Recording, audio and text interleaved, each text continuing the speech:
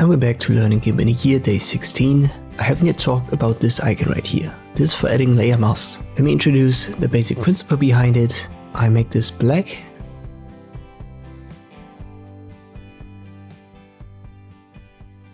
And now you can see we have two elements in our layer menu, and it seems like our white background has vanished.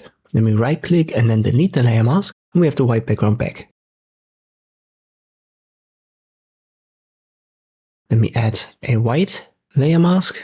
It looks like nothing has changed. And the simple principle is that black on a layer mask is basically a transparency option and white is an opacity option. So black conceals whatever there is on your layer and white reveals. That's a simple saying.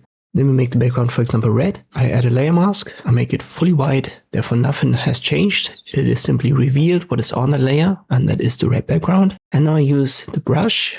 I make it black as my foreground color, and I make sure that I'm on the layer mask. And if I paint now, we don't have a black color. Instead, the red is simply concealed, and therefore, right here, our checkerboard design, the transparency below is shown. We make that a little bit more extreme, and you can actually see that in the layers menu on the layer mask.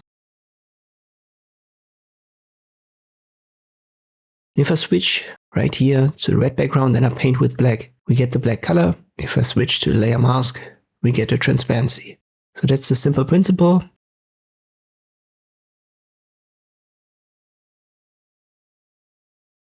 Let me delete this and I create a new background. I make it white and then we add an object. I make it black.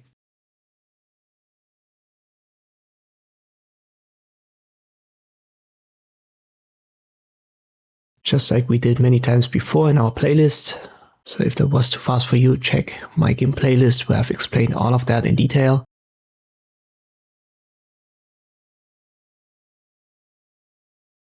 So now we have two layers, the object and a white background. And I can also right click and add a layer mask, which opens the same menu right here.